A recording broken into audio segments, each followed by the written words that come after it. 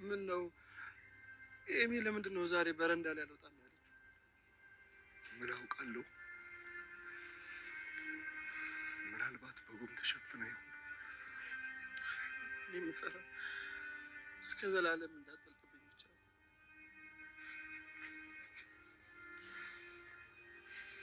አይዞህ፣ ወደ በረንዳው ስትወጣ እሷን ለማየት ብለህ ነው እዚህ የተቀመጥከው? ሁሌም ነው ወደዚህ ጋር መጣ።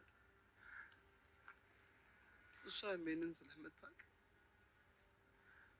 በስቃይ ውስጥ የተደበቀ ፈገግታዋን አሳይታኝ ትገባለች።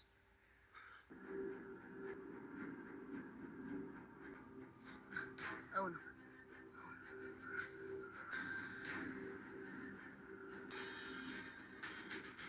ሰንበታውን በስተመጨረሻ ወንጀሉን ራሱ እንደፈጸመውና ምትኩንም እንደገደለው ጭምር ሁሉንም ነገር ተናዟል።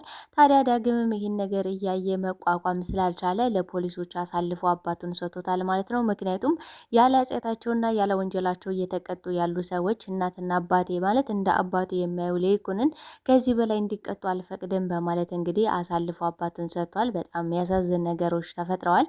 በሌላ በኩል እንግዲህ ኤሚ በስተመጨረሻ አምራን የድርጅቱን 80% መውሰድ እንደፈለገችም ጭምር ሰምታለች። ታዲያ ኤሚን በበኩሏ እኔ ባልድን ይሻለኛል፣ ቤተሰቦችን ችግርና አደጋ ላይ ጥዬ መዳን አልፈልግም፣ እንደዛ ካልሆነ ደግሞ በጭራሽ ራሴን አጠፋለሁ እንጂ እናንተ በምትሉኝ ነገር በጭራሽ አልስማማም ብላለች። ልጄን አስገድዳችሁ እንዳስወረዳችሁብኝ አሁንም ደግሞ አስገድዳችሁ ልታሳክሙኝ አትችሉም፣ ከመታከሜ በፊት ራሴን አጠፋለሁ ስትል ትደመጣለች። በጣም ቤተሰቡ አሁን ላይ በጣም ከባድ ውጥረት ውስጥ ገብቷል። ናሆምና እንዲሁም ደግሞ ኤርሚያስ በእንባ በመራጨትም ቢለምኗት ቢማጸኗትም እሷ ግን በጭራሽ ማንንም አልሰማም ብላ ትገኛለች። አምራን በበኩሏ ኤርሚያስ ያለው እያንዳንዱን ነገር አሰጥተዋለች ማለት ወስዳበታለች። ናሆምም አሁን ላይ ኤርሚያስ እንደተመለሰ ስለገባው በጣም ነበረ ከልቡ ያዘነው። ታዲያ ኤርሚያስን ወደ ቤት ተመልሶ በማምጣት አሁን ላይ ለኤሚ ታስፈልጋታለህ፣ ከጎናውን እንድታጽናናት ፈልጋለሁ በማለት እንግዲህ በእንባ እየተራጩ ይገኛሉ።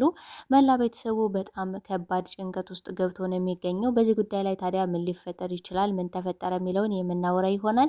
ሰላም ጤና ይስጥልኝ ውድና የተከበራችሁ የቻናሌ ቤተሰቦች፣ ተወዳጁን ድራማ ኑሐሚን ቀጣይ ክፍል ወደ እናንተ ይዤላችሁ መጥቻለሁ። በዚህ ክፍል ላይ ብዙ ነገሮች ተፈጥረዋል። ቀጣይስ ምን ሊፈጠር ይችላል የሚለውን ነገር የምናወራ ይሆናል። ታዲያ ተወዳጆቼ ቪዲዮውን ስትጀምሩ ላይክ እንድታረጉና እስከ ቪዲዮ ፍጻሜ አብራችሁ እንድትቆዩ በአክብሮት እየጋበዝኳችሁ በስተመጨረሻም እንግዲህ ኤሚ አምራን የድርጅቱን 80% እንደፈለገች ሁሉንም ነገር እንግዲህ ናሆምና እንዲሁም ደግሞ ኑሐሚን ሲያወሩ ተደብቃ ሰምታ ነበረ በር ላይ ሆና። ታዲያ ኤሚ አሁን ላይ የወሰነችው ውሳኔ በጣም ከባድ ውሳኔ ነው። ዶክተሩ በበኩሉ ምንም አይነት ጊዜ እንደሌላትና ቀን ከቀን እየጨመረ ሲሄድ እንግዲህ ቫይረሱ ደማ ውስጥ በፍጥነት እየተዘዋወረ እንደሆነና ምንም አይነት ጊዜ እንደሌላትም ጭምር ነበር እንግዲህ ዶክተሩ እዛ ጋር ሲናገር የነበረው። ነገር ግን ኤሚ በበኩሏ በጭራሽ መታከም አልፈልግም፣ ቤተሰቦችን ችግርና አደጋ ውስጥ አስገብቼ ከምታከምና ከምድን ባልድን ይቻለኛል፣ ማንም ሰው ደግሞ እንዲያስገድደኝ አልፈልግም ስትል ትደመጣለች። በጣም ከባድ ነገር ነው።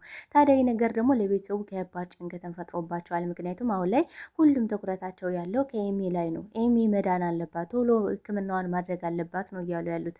ነገር ግን አሁን ላይ በጭራሽ ይህን ነገር ማንንም አልሰማም ብላለች። በሌላ በኩል እንግዲህ አምራን ቤተሰቡ ሙሉን እየዞረች እየበጠበጠች ነው የምትገኘው። ከኤርሚያስ ራሱ መኪናውንና እንዲሁም ደግሞ ያለውን በአካውንቱ ገንዘብ እንድታስተላልፍል ይፈልጋለሁ በማለት መኪናውንም ወስዳውበታለች።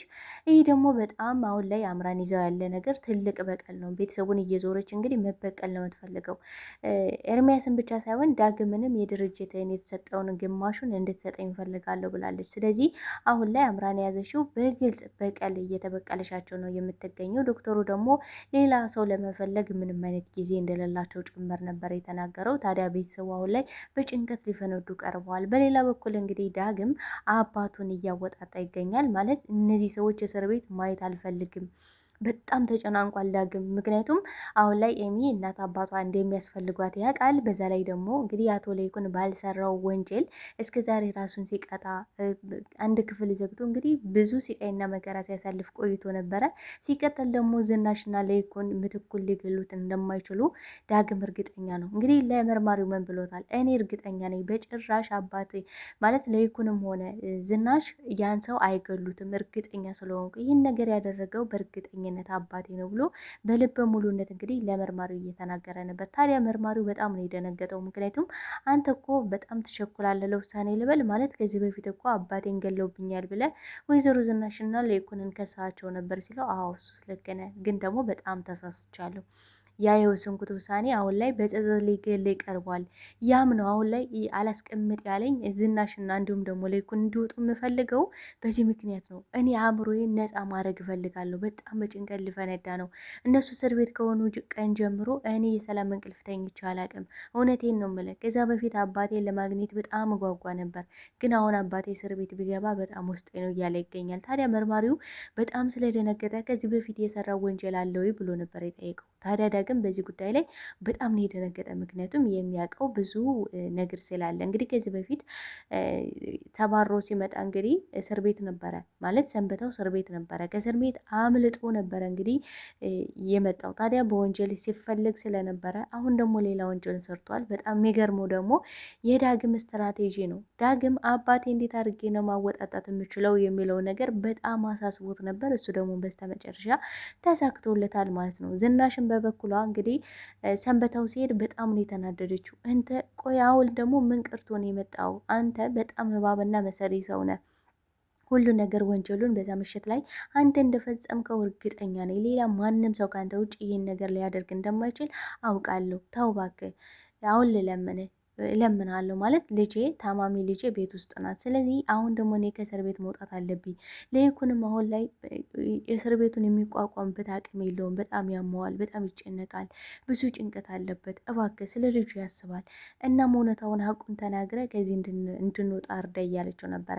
ሰንበተው ግን በበኩሉ እንዲያውም ማመስገን አለብሽ፣ እኔ አልከሰስኩሽም። ምክንያቱም እኔ በከስ ኑሮ እድሜ ዘመናችሁን እዚህ እስር ቤት ነበረ የምትዘፈዘፉት ወይ ደግሞ ራሴ ደብቄ ቢሆን ኑሮ ማለት እንግዲህ ራሴን ባላጋልጥ እናንተ ስትያዙ እኔ ባልመጣ ኑሮ እድሜ ዘመናችሁ እዚህ እስር ቤት ነው የምትዘፈዘፉት የነበረ።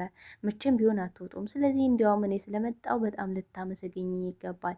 እንዲህ ዝኑ የልጄ እናት አልናፈኩሽም እያለ ጭራሽ ሊያሾፍባት ሞክሮ ነበረ። እውነትም ሰንበታው በጣም ከባድ ሰው ነው በእውነት እኔ እንደዚህ አልጠበኩትም። ማለት በእርግጥ መጀመሪያ ላይ በጣም አሳዝኖ የነበረ ማለት በቃ ድንገት መሞቱ እንዲሁም ደግሞ መጥፋቱ በጣም ግራ ያጋባ ነበር። ዳግም የነበረበት ሁኔታ ዳግም በጭንቀት ሊፈነዳ አባቴ የት ነው? ቆይ አባቴ ለምን ትጨክንብኛል? ለምን ድምፅህን አታሰማኝም? ስንት ነገሮችን ተሰቃይቶ ነበር እንግዲህ ዳግም እንደምናውቀው ማለት ነው።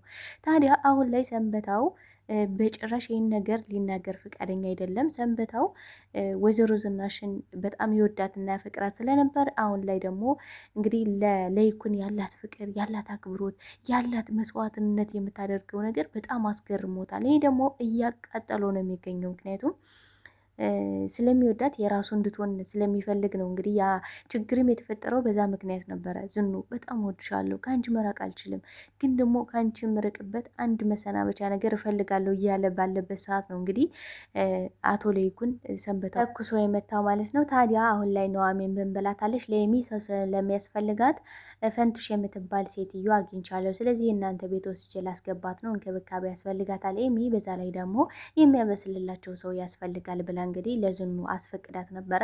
እንግዲህ ዝኑን በሰዓቱ በጣም ግራ ተጋብታ ነበር። ማለት ፈንቱሽ ስትላት ፈንቱሽ ማለት በቃ ስም ተመሳሳይ አይደለም አይደል? በጭራሽ መሆን የለበትም እኔ ማሰበው እያለች በጣም ግራ ተጋብታለች።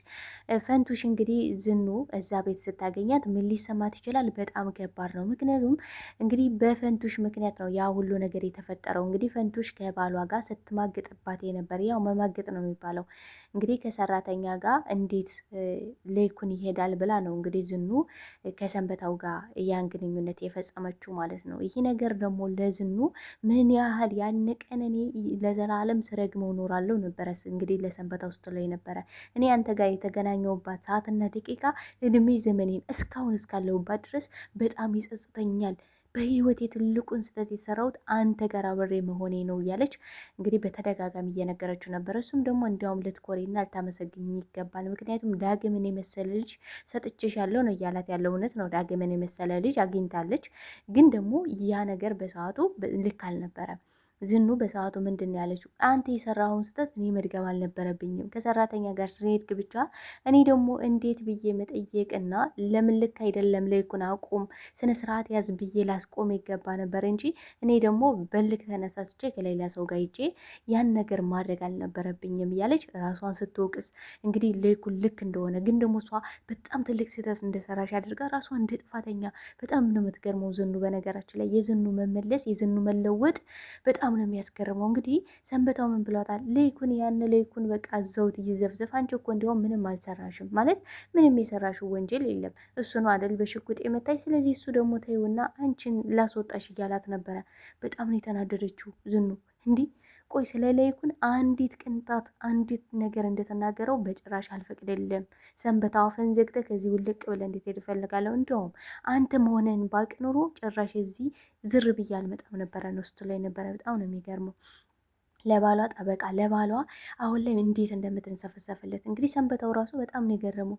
በጣም ነው የሚገርመው። ለይኩን ግን ምን አይነት እድለኛ ነው በአንቺ መወደድ መቻል ማለት እንደዚህ ሆኖ እንኳን ትንሰፈሰፊለታለሽ። በጣም ነው የሚያስገርመው። ግን እኮ እኔም አምሳየሽን ልጅሽን ወርቅ የሆነ ልጅ ሰጥቼሽ ነበረ። ሌኩን ምን ይህን ያህል ገንዘብ ስላለው ነው አይደል እያለ ነበረ። እንግዲህ ምን ብሎ ነበረ ከዛ በፊት ዳግምን የእናተ ሀብት ንብረት አለ አይደል? እኔ እናንተ ደግሞ ድብልቅቅ ብለን መኖር አለብን። ስለዚህ ደህና ቤት ተከራይልኝ፣ የእናትህን ገንዘብ አምጣና እኔ እናንተ ብቻችን ዘና ፈታ ብለን ዓለምን እየቀጨን መኖር እንችላለን ነበረ እንግዲህ ሲለው ነበረ። እንግዲህ ዳግምን በበኩሉ አባቴ እውነቱ ወንጀሉን ፈጽሞታል አልፈጸመውም የሚለውን ነገር ለማወቅ እኔ በትዕግስት ጠይቄው ነበር፣ ሊነግረኝ አልቻለም።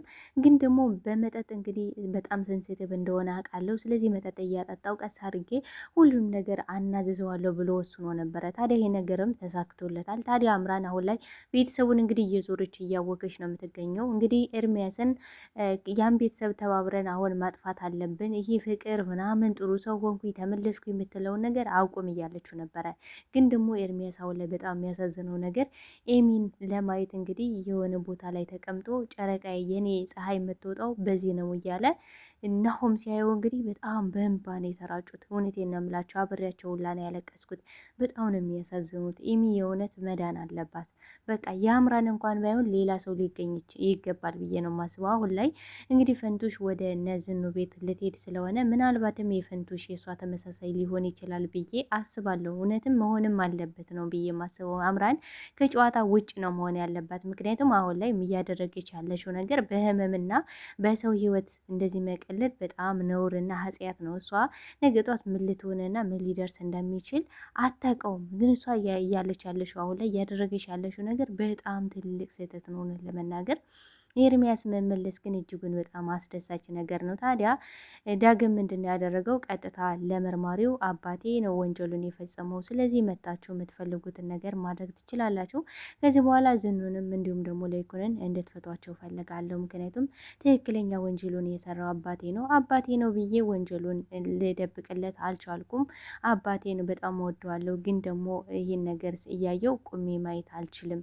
ዛሬ ዝኑ መፈታት አለባት። ምክንያቱም ይህን ነገር ያደረግኩት ለእህቴ ስል ነው። እህቴ በሞትና በህይወት መካከሉና በዛ ላይ ደግሞ እናት አባቷን አታ እዛ መሰቃየት የለባትም። ስለዚህ እሷን በደስታ እንድትታከም እፈልጋለሁ በማለት እንግዲህ የበኩሉን ድርሻ ዳግም ተወጥቷል። ዳግም በእውነት የእውነት ሰው ነው ብዬ ነው የማስበው። ምክንያቱም አባቱ ነው፣ ግን ደግሞ እናቱና እንዲሁም ለይኩን እንግዲህ ከዛ በስር እንዲሰቃዩ አልፈለገም። ሲቀጥል ደግሞ የኤሚ ህይወት በጣም አሳስቦታል። እንግዲህ በተግባር ትልቅ ስራን የሰራው ዳግም የእውነት ሰው ነው። ከዚህ በፊት እንግዲህ በአባቱ በጣም ተጎድቶ የነበረ ቢሆንም ግን ደግሞ አሁን አባቴን ስላገኘው ምንም ደስታ አልተሰማኝም ብሎ ነበረ። ያ የሆነበት ምክንያት ደግሞ እኔ እንደ ሰውና እንደ ቤተሰብ የተቆጠርኩት እዚህ ቤት ከመጣሁኝ ጀምሮ ነው። ከዛ በፊት ምንም አይነት ህይወቴ የሰመረ እየሰላ አልነበረም። ህይወት ምን እንደሆነ ራሱ በቅጡ አልገባኝም። የቤተሰብ ፍቅር አላውቅም ነበረ በማለት እንግዲህ አሁን ላይ ትልቅ ሴራን ሰርቷል። በጣም ደስ የሚል ነገር ነው። እንግዲህ ሰንበታውም ወደ እስር ቤት ገብቷል ማለት ነው። በጣም ያሳዝናል። ማለት ያ ወንጀል መፈጸም አልነበረበትም። በእርግጥ ሆን ብሎ ያደረገው ነገር አልነበረም ሰንበታውም ቢሆን። ምክንያቱም በሰዓቱ እንግዲህ ምትኩ ልክ ሰንበታው ሲወርድ ሊወጋው ነበረ፣ በስለት ሊወጋው ስለነበር እራሱን ለመከላከል ሲሞክር እንግዲህ የኤሚም እንግዲህ ሌላ ሰው ተገኝቶ ምርመራውን መጀመር አለባት መዳን አለባት ብዬ ነው የማስበው። ተወዳጆች እናንተ የምታስባላቸው እስኪ ሀሳብ አስተያየት አስተያየታችሁን በኮሜንት ሴክሽን ላይ አስቀምጡልኝ። አብራችሁኝ ስለነበረን ቆይታ እጅግ አድርጌ አመሰግናለሁ። ለቤት አዲስ ከሆናችሁ ቤቱን ላይክ፣ ሰብስክራይብ በማድረግ ቤተሰብ እንድትሆኑ በአክብሮት ጠይቃለሁ። ባይ ባይ ተወዳጆቼ፣ ወዳችኋለሁ።